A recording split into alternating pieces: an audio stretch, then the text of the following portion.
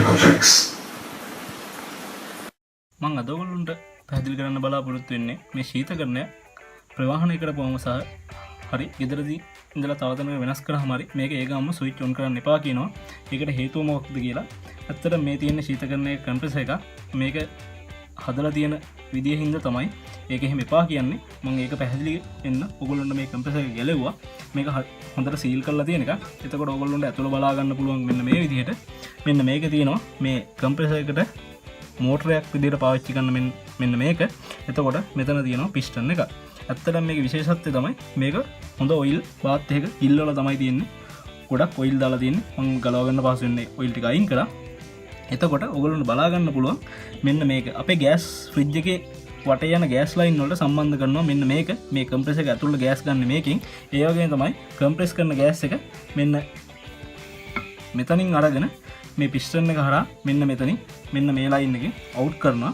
එතකොට මේ ලයින් එක තියලා තියෙන්නේ ගෑස් චාර්ජ් කරගන්න වගේ දේවල් වලට කම්ප්‍රෙසර් මාරු කරන්න වෙද්දී සහ ගෑස් වෙන අවශ්‍යතාව හින්දා ගෑස් මාරු කරගන්න වුණාම එතකොට ඇයි මෙහෙම එපා කියන්නේ කියලා තමයි මම පැහැදිලි කරන්න බලාපොරොත්තු වෙන්නේ. එතකොටම ඇත්තටම අපි මේක ප්‍රවාහනය කරොත් එහෙම මේකේ තියෙන ඔයිල් ලෙවල් එක මෙන්න මෙහෙම හෙල්ලෙද්දි මේක හැමතැනම විසිරෙන්න බලනවා.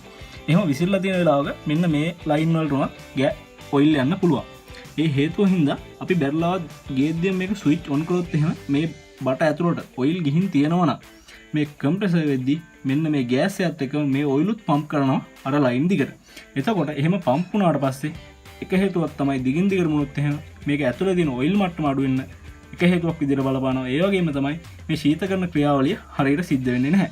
ඒ නිසා තමයි මේ තැනකට මූව් කරපු එක එහෙම නැත්නම් ප්‍රවාහනය කරපු එක ඒකම ස්විච් ඔන් කරන්න එපා කියලා කියන්නේ. සාමාන්‍යයෙන් මේකට කාලේ නිෂ්පාදන සමාගම් දීලා තියෙන්නේ අපි ප්‍රවාහනය කරනවා නම් ස්ටෑන්ඩඩ් මෙතඩ් එකට. ස්ටෑන්ඩඩ් මෙතඩ් එක කියන්නේ මේ කම්ප්‍රෙසර් එක මෙන්න මේ විදිහට තියෙන්න අපි ගේනවා නම් සහ ගෙදර දීලා තැනකට මාරු කරනවා නම් ගෙදර තියෙදි එකක් තව තැනකට මාරු කරද්දි පැය 6ක් 8ක් වගේ කාලයක් තියලා තමයි ස්විච් ඔන් කරන්න කියන්නේ. ඒ වගේම තමයි වෙළඳපොළ ඉඳලා වාහනයක වගේ අපි ට්‍රාන්ස්පෝර්ට් කරන් එනවා නම් මේක පැය 24ක් වගේ තියන්න කියලා කියනවා.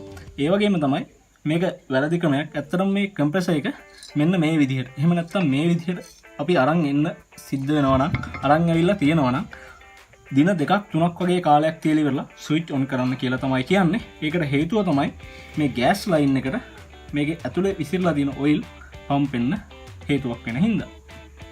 තවත් මෙවැනි දේ දැන ගැනීමට අපේ channel එක subscribe කරන්න.